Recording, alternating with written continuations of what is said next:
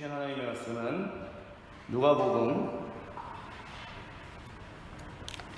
누가복음 1장 38절입니다. 누가복음 1장 38절입니다. 제가 가진 성경 신약성경 87쪽에 있습니다. 누가복음 1장 38절 다같이 한 목소리로 봉독하십니다. 마리아가 이르되 주의 여종이오니 말씀대로 내게 이루어지이다 하며 천사가 떠나가니라. 또 봉독합니다. 46절로부터 48절입니다. 1장 46절로부터 48절 같이 봉독합니다. 마리아가 이르되 내 영혼이 주를 찬양하며 내 마음이 하나님 내 구주를 기뻐하였으며 그의 여종의 비천함을 돌보셨습니다. 보라 이제부로는 만세에 나를 복이 있다 일컬이리로다. 아멘. 또 봉독합니다. 1장 67절로부터 71절까지입니다.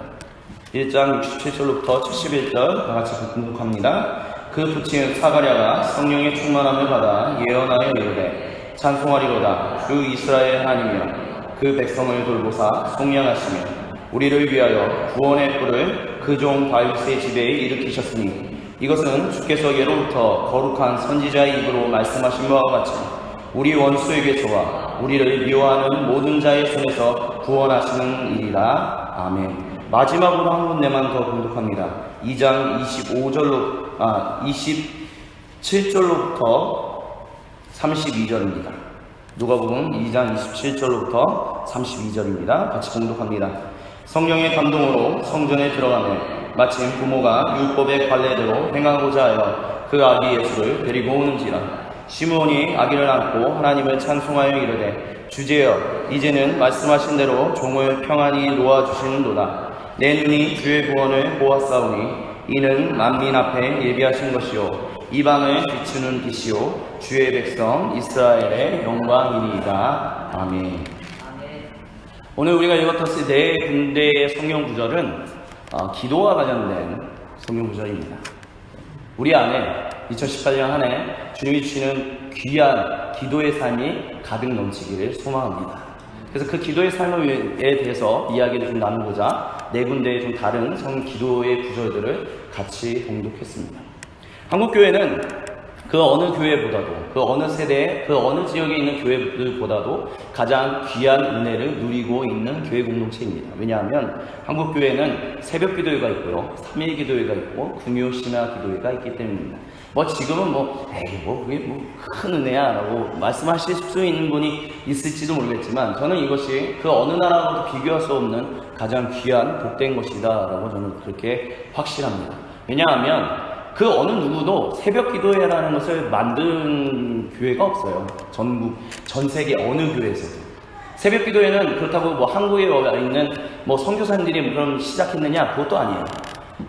새벽 기도회는 철저하게 한국 자생적인 기도의 운동이었습니다. 즉 기도 운동이었다는 거예요. 새벽 기도회가 처음 시작된 것을 네이버에서 찾아보시면 새벽 기도회 치시면 네이버에 이제 두산 종교 백과사전 이런 게 나오거든요.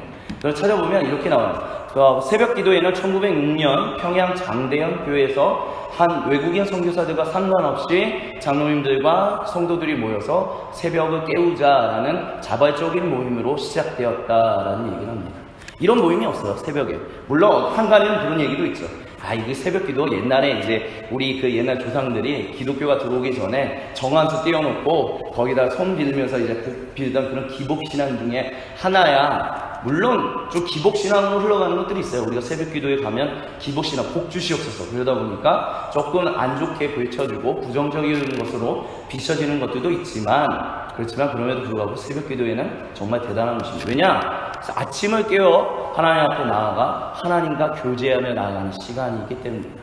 그것만 있나요? 수요 기도회, 금요시며 주일 하루에 일주일의 절반에 저녁에 모여 하나님 앞에 말씀을 듣고 하나님을 찬양하고 하나님께 기도하며 또 금요일 쉬며 하루의 일과 주중의 그 마지막을 그 주말을 앞둔 마지막을 하나님께를 드리기 위하여 저녁에 모여서 같이 하나님의 말씀을 듣고 찬양하며 하나님과 교제하는 그 귀한 시간들.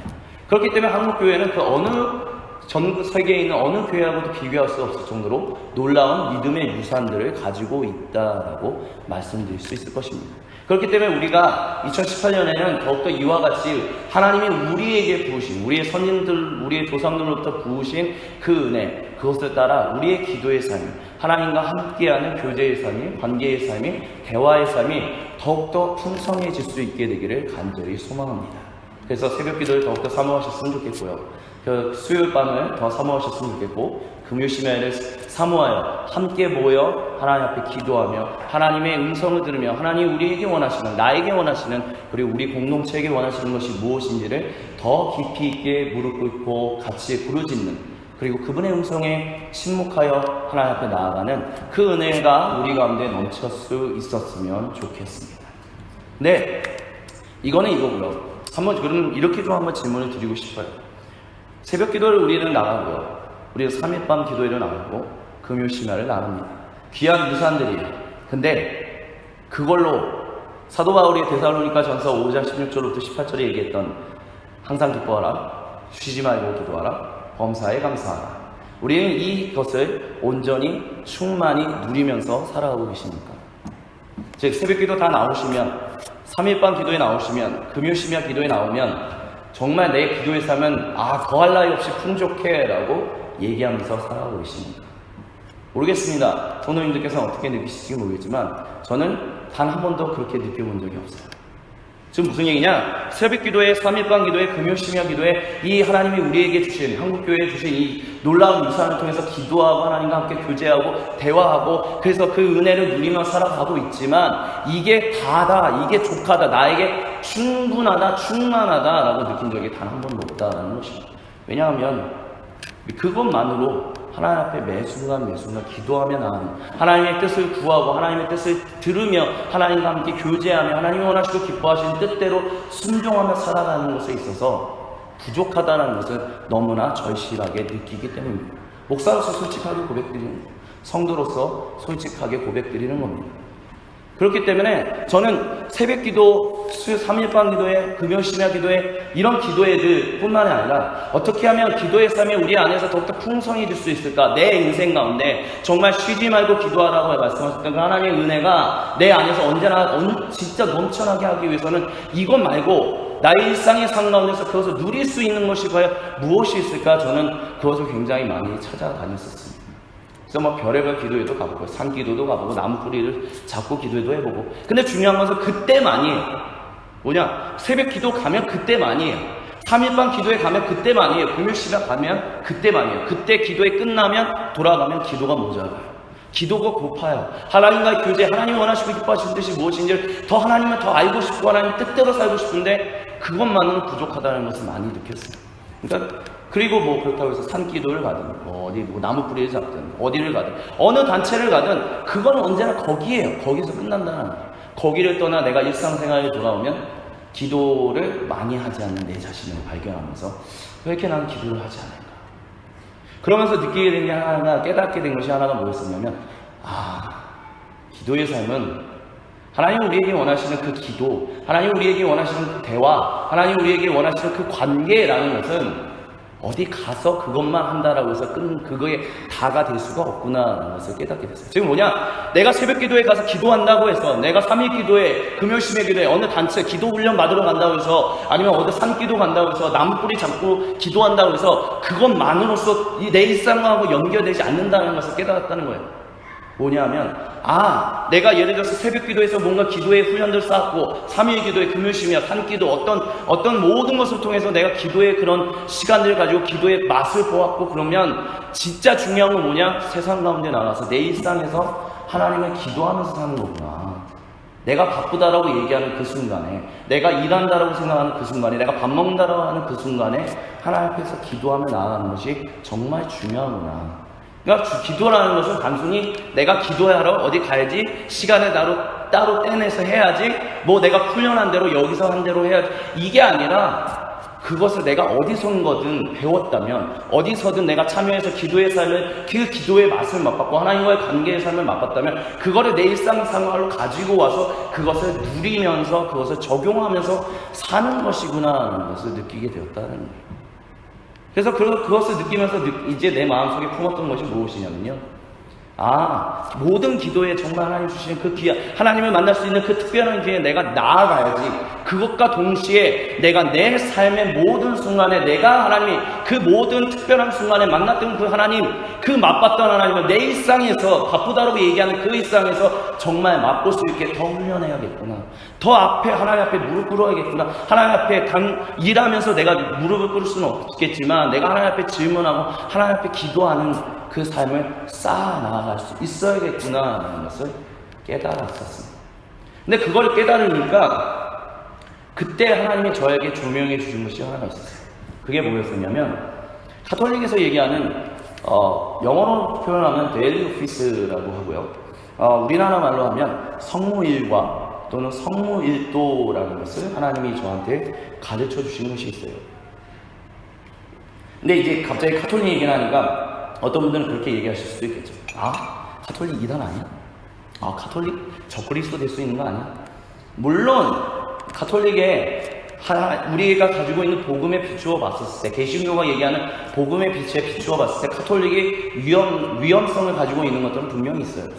근데요, 가톨릭만 위험성을 가지고 있나요? 개신교도요, 각 교단들을 보면 나름대로의 위험성을 가지고 있어요. 즉 어떤 것을 굉장히 지나치게 강조하면 하나님 말씀하시는 그 복음의 그 빛 가운데서 우리를 자칫 엇나가게 할 수 있는 것들이 있기 때문에 가톨릭에도 분명히 그런 것들이 있지만, 즉 우리가 하나님 앞에서 좀 온전하게 나아가지 못하게 방해할 수 있는 것들도 있지만 개신교에도 있어요. 그렇기 때문에 가톨릭은 적그리스도야, 가톨릭은 이단이야, 이런 얘기라고 얘기하는 것보다는 우리가 이제 우리 안에서 좀 더 성숙한 그리스도인이라면 뭐라고 얘기하느냐? 가톨릭이든 개신교든 동방종교든 기독교의 어느 종파든 전 세계에 있는 모든 종파든 거기에는 하나님 주신 은혜들이 있지만 동시에 하나님 주신 위험성들이 있다. 그렇기 때문에 그것을 잘 분별하면서 가야지 어느 교단이 무슨 적그리스도다 이런 얘기는 성경에도 나오지도 않는 얘기고요. 그것은 오히려 한 가지만 덧붙인다면 가톨릭 적그리스도로 얘기하는 것은 오히려 우리가 또 다른 이단이라고 얘기하는 제체를 안식교가 얘기한다는 것을 우리가 잊지 않으실 수 있었으면 좋겠습니다. 그렇기 때문에 지금 말씀드리는 것, 성무일과라는 게 뭔가라는 부분에서도 그거 이단적인 거 아니야? 이렇게 그 의심의 눈초리를 보시는 게 아니라 도대체 저 이은성 목사라는 게 이 사람이 일상의 상관에서 기도를 누리면서 사는 것이 그것과 무엇이 연관이 되길래 이걸 얘기하려고 하는가라고 조금만 마음을 열고 귀를 기울여 주셨으면 좋겠습니다. 그래서 하나님께서 빛을 비추셔서 성무일가라는 것들을 이렇게 알게끔 하셨어요. 근데 이 성무일가라는 건 단순해요. 뭐냐? 이 하루를 24시간이잖아요. 하루를 8번으로 쪼개가지고 새벽부터 아침 6시 일어나자마자 아침 9시, 정오, 3시, 6시 잠들기 전에 이렇게 8번의 시간을 나눠서 말씀을 가지고 하나님 앞에 나와 기도하는 것을 가리켜서 성무일가라고 그래요.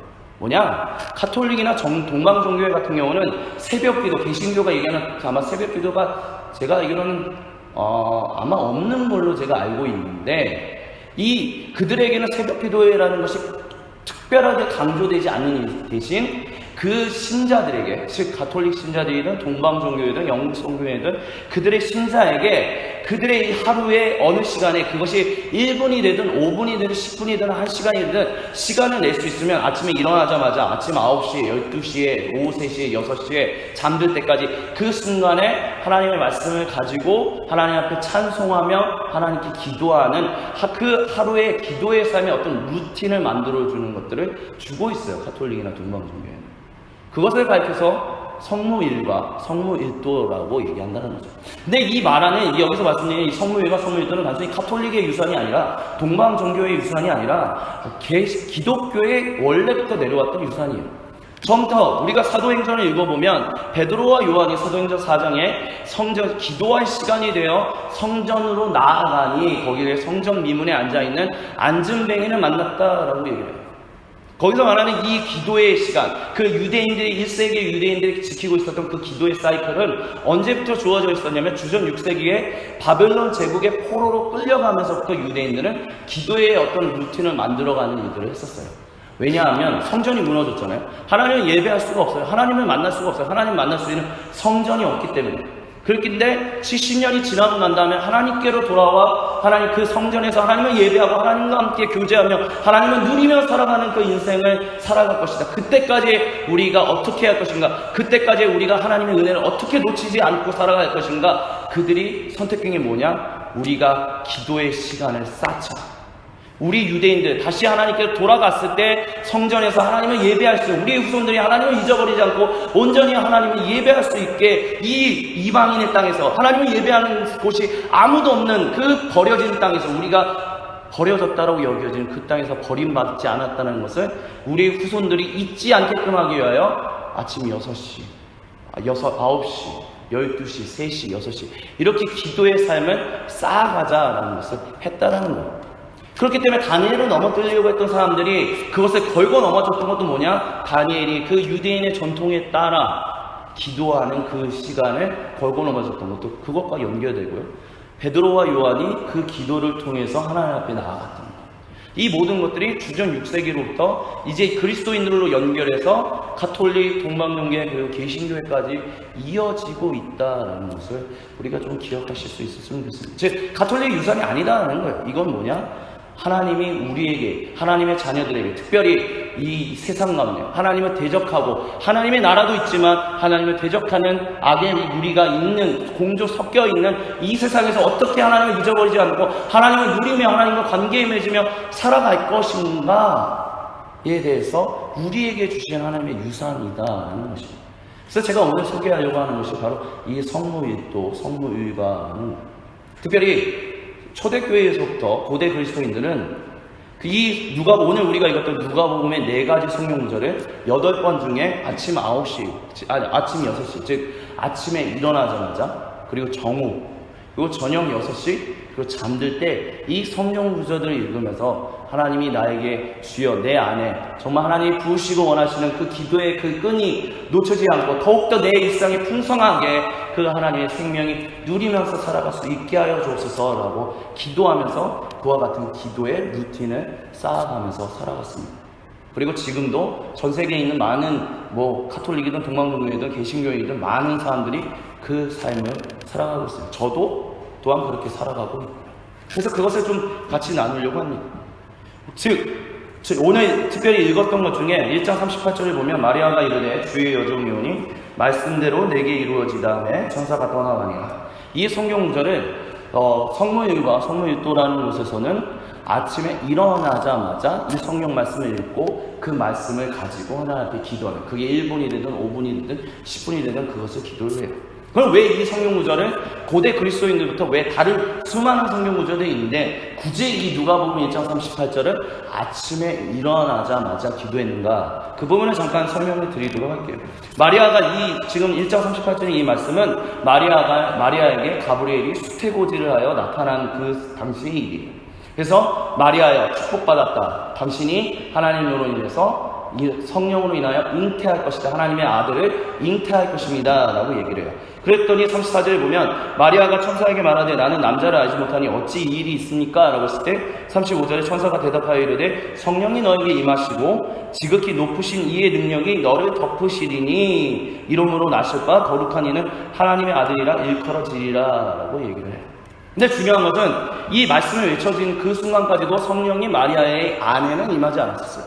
뭐냐? 성령이 오히려 그녀의 머리 위에 돌고 있었다라고 원어적인 표현을 하면 그 마리아 위에서 언제든지 마리아 안에 그 마리아의 태중 안에 성령이 들어가려고 준비 중에 있었다라고 보통 이야기를 해요. 근데 중요한 것은 그러면서 37절에 가브리엘이 뭐라고 얘기하냐면 대저 하나님의 모든 말씀은 능하지 못하심이 없느니라 라고 얘기해요. 그러자 37절에 그 마리아가 뭐라고 얘기하냐? 주의 여종이오니 말씀대로만 하옵소서 라고 얘기했다는 거죠.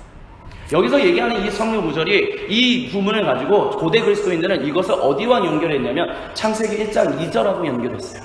태초에 하나님이 천지를 창조하시니라 라고 하는데 그 흑암이 깊은 가운데 있고 수면의 물 위에 그 물이 흑암 가운데 있으며 그랬는데 하나님의 영이 수면 위에 운행하시니라 라는 창세기 1장 2절. 즉 세상을 창조하시는 그 전의 모습.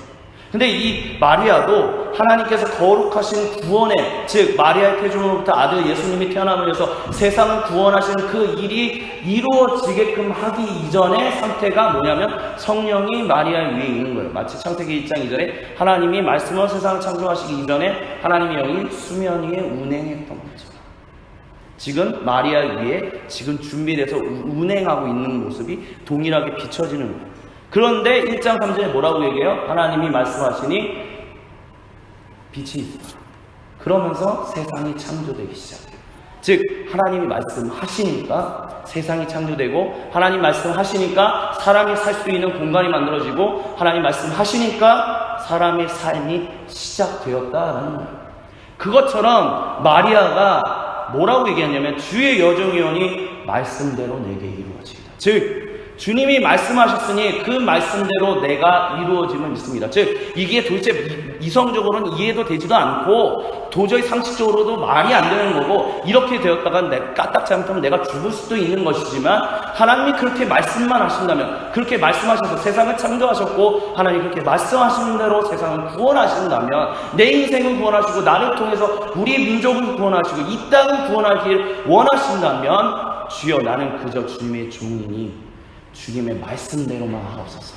내가 그 말씀대로 이루어짐을 믿습니다 라고 고백했다라는 거예요. 그것을 통해서 고대 그리스도인들이 발견한 건 뭐냐? 하나님이 세상을 창조하시고 세상을 구원하시는 게 하나님 말씀하심으로 되는 것인데, 즉 내 하루의 삶 가운데서도 하나님이 내 삶 가운데 하나님이 그 귀하시고 선하신 그 은혜를 부으시기 위해서 나에게 말씀하시는데, 그 말씀하시는 걸 멈추지 않으시는 분인데, 그 말씀하는 것이 진짜 이루어지려면 어떻게 하냐? 성모 마리아처럼 나도 그렇게 기도할 수 있어야겠구나.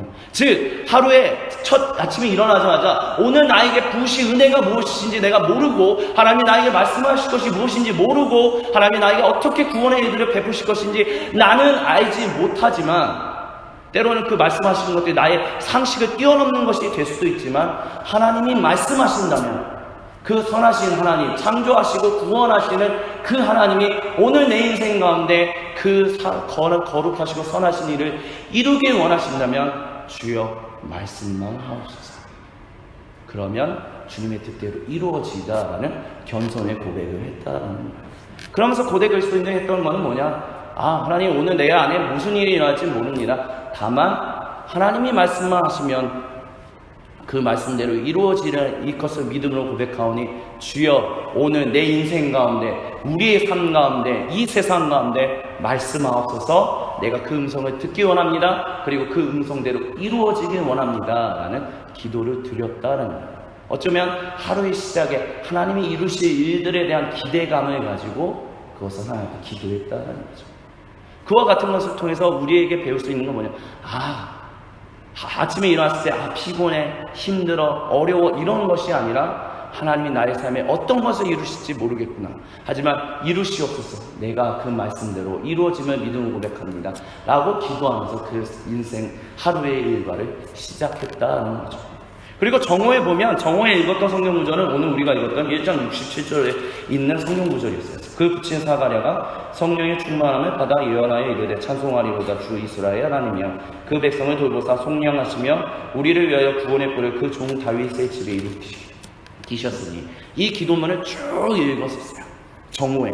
근데 이 정오에 읽었던 거는 도대체 무슨 의미였는가? 사가랴, 그에게 천사 가브리엘이 나타나서 당신의 엘리사벳에게 하나님의 그 세례 요한이 임신될 것입니다. 근데 임신 요한, 그 세례 요한이 태어날 때까지 사가랴는 침묵하고 있었어요. 즉 뭐냐? 하나님의 일이 정말 이루어질 거라는 거예요. 그런 일이 진짜 이루어질 수 있어요? 그 이야기에 가브리엘이 너가 말을 너무 많이 하면 하나님께서 이루고자 하시는 일들이 제대로 이루어지지 못하고 혹시나 너가 하나님의 그 은혜를 저버리고 하나님 앞에 죄를 저질 수도 있기 때문에 너가 그 아들이 태어나기 전까지 침묵하게 될 것이다. 근데 그 아들이 태어나고 그 아들의 이름을 지었을 때, 즉 하나님 말씀하셨던 것이 진짜로 이루어진 것을 보았을 때 비로소 너가 말하게 될 것이다. 그리고 그가 드디어 말하게 되었던 그 순간에 성령의 충만함을 받아 예언하면서 이루었다는 거예요. 야, 하나님 정말 아침에 내가 기도했을 때는 말씀대로 무엇인가 이루어질 거라고 내가 기도를 했는데 뭐가 이루어질지는 잘 몰랐어요. 근데 하나님, 내가 오늘 이렇게 하나님 앞에서 침묵하며 나아가다 보니 하나님이 나에게 이루시는 것들이 있군요. 하나님이, 아니면 오늘 나에게 이전에 얘기하셨던 것들이 있었는데 내가 오늘 이렇게 살다 보니 하나님이 오늘 나에게 이루시는 것들이 있군요. 주님 감사합니다. 즉 뭐냐, 주님이 성실하게 신실하게 이루시는 것에 대해서 경탄하고 감탄하며 감사하는 기도를 정오에 드렸다라는 겁니다.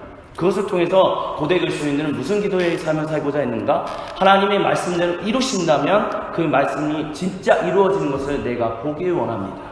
그리고 그것을 보았을 때 주님 진짜 이렇게 이루셨군요. 하나님 감사합니다. 하나님 고맙습니다 라는 기도를 정오에 드렸다는 거예요. 특별히 이 아침부터 정오에 이르기까지 이 시간에는요, 많은 사람들이 침묵의 시간을 많이 가졌어요. 왜? 그 침묵의 시간을 가졌냐? 하나님이 나에게 말씀하시는 것이 무엇인지 잘 모르니까.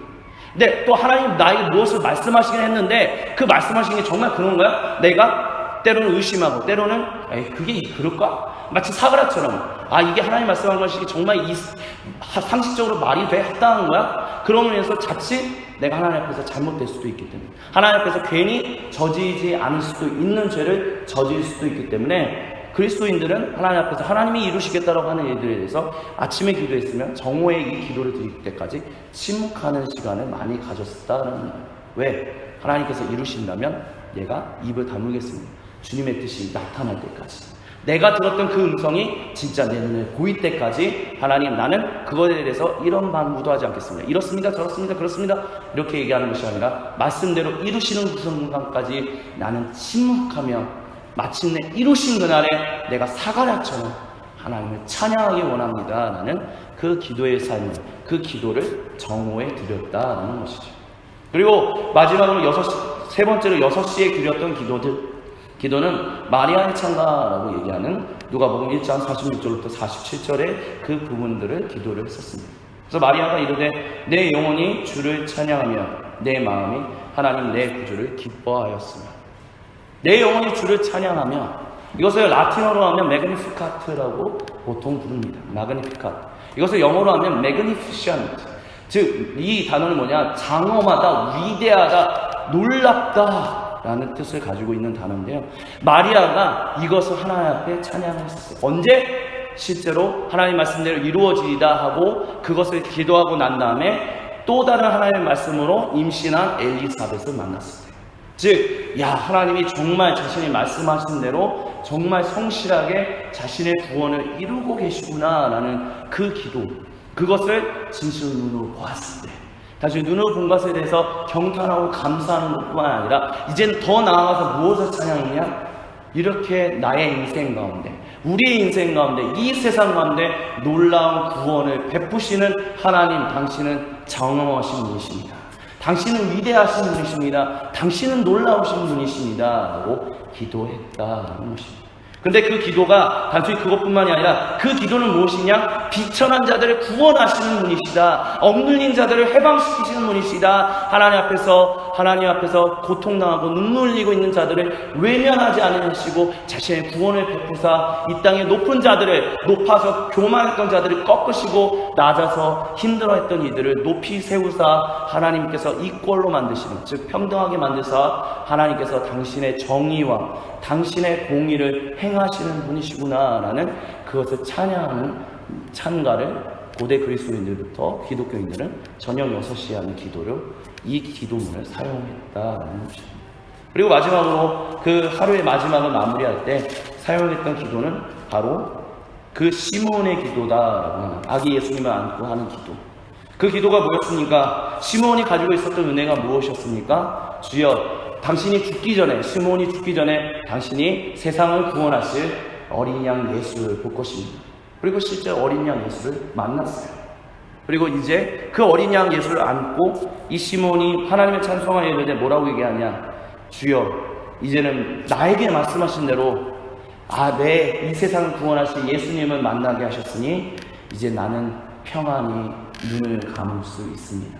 하나님 말씀하신 것대로 다 이루어졌으니 내 마음에 더 이상 부족함이 없습니다. 나는 그저 감사할 것밖에 없습니다. 주께서 내 눈으로 주의 구원을 보았사오니 주여 감사합니다. 그 마지막 감사의 기도를 하루의 마무리를 짓는 시간에 기도를 드렸다는 것이죠.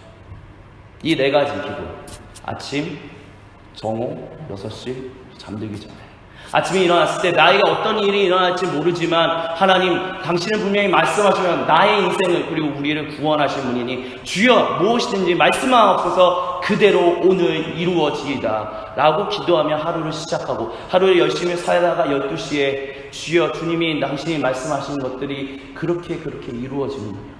하나님 당신이 행하시는 일로 인하여 내가 경탄합니다. 나에게 말씀하신 그 일로 인하여 내가 기뻐합니다. 놀랍니다. 감사합니다. 근데 그것이 저녁 6시에 내려왔을 때 그 기도를 성모 마리아 창가를 통해서 기도하는 게 뭐냐, 그것이 단순히 나에게 말씀하시는 것이 이루어졌는데 그것이 단순히 나만을 위한 것이 아니라 우리 모두 이 세상을 구원하시는 하나님의 전적인 구원과 사랑하시는 가운데 놓여 있군요. 그래서 하나님이 당신의 사랑과 정의를 정말 말씀하신 대로 이 땅 가운데 이루시는군요. 교만한 자를 꺾으시고 겸손한 자를 들어 올리셔서 하나님께서 이 땅에 정의를 세우사 억눌린 사람들이 더 이상 억눌리지 않고 눈물 흘리지 않고 그 생명을 누리며 그 위로와 평안과 감사를 맛보면서 살아갈 수 있게 하시는군요 라고 찬양하며 마지막으로 저녁에 잠들 때 이렇게 하나님 말씀하시고 이루시며 또한 이 이루신 의미가 무엇인지를 깨닫게 하시니 나는 이제 내가 드릴 오늘 이 하루에 마무리할 때 내가 드릴 기도의 마지막은 무엇인가? 감사밖에 없습니다. 주님이 이 모든 것을 이루시니 감사합니다 라는 기도를 드렸다라는 것입니다. 이 기도의 삶, 이게 굉장히 생소하실 수도 있어요. 다시 한번 말씀드리지만 굉장히 생소할 수 있습니다. 근데요 여러분, 이것을 훈련하면서 아침에 이게 뭔데? 근데 아침에 그래? 아침 6시 아침에 일어나자마자 이 말씀을 읽고 하나 주여 주님의 말씀대로 하옵소서. 정오에 하나님께서 정말 이 말씀대로 이루시니 내가 할 것은 그저 놀라울 일 뿐입니다. 저녁 6시에 성모는 하나님 주님은 정말 위대하신 분이십니다. 찬양받기 합당하신 분입니다. 그리고 저녁에 잠들 때 하나님 내가 하나님께 오늘 하루에 드릴 모든 것은 그저 감사밖에 없습니다. 이 기도의 것들을 계속해서 쌓아나가시다 보면 그것 가운데서 주시는 하나님의 은혜가 있을 것입니다. 새벽 기도에 3일 기도에 단 금요심야 뿐만이 아니라 내 인생을 붙들고 내 하루의 삶을 붙들고 나와 함께 대화하시고 나와 함께 하시는 그 하나님을 만날 수 있게 된다라는 것입니다. 일종의 이거는 어떤 면에서는 실제적인 어떤 기도의 삶에 대한 기도의 훈련이라는 부분을 나눴다라고도 말씀드릴 수 있을 거예요. 이것을 적용하고 안 적용하고는 전적으로 여러분의 몫입니다. 근데 제가 이 기도를 하고 있는 사람으로서 그리고 목사로서 지금까지 살아오면서 한 가지 말씀드릴 수 있고 권면드릴 수 있는 것은 새벽 기도에 3일 기도에 금요심야 기도에 참여하면서 이와 같은 기도의 루틴을 쌓아가는 일들을 우리가 계속해서 하나 한다면 우리의 삶에 정말 말씀하시는 정말 기도가 고프다라고 더 이상 얘기하지 않는 그 순간이 올 수 있다라고 저는 그렇게 확신합니다. 그 기도에 그 하나님과의 대화가 너무나도 넘쳐 흘러서 진짜 하나님이 내 삶에 분초마다 함께 하시네, 분초마다 나를 붙드시네, 분초마다 말씀하시고 그 말씀대로 이루시네 라는 그의 삶을 맛보면서 살아갈 수 있게 될 수 있을 거라는 것입니다.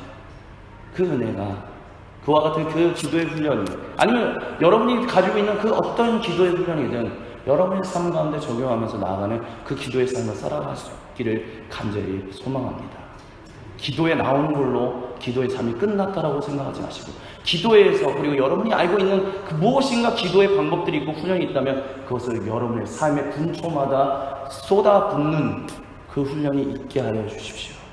그렇다면 진짜 내 삶 가운데 숨쉬며 말씀하시는 그 하나님의 음성을, 그 하나님의 숨쉬는, 그 하나님의 호흡을, 그 하나님의 생기를 우리는 굳이 느끼려고 하지 않아도, 굳이 알려고 하지 않아도 너무나 자연스럽게 알 수 있는 그 은혜 가운데서 살아갈 수 있게 될 것입니다.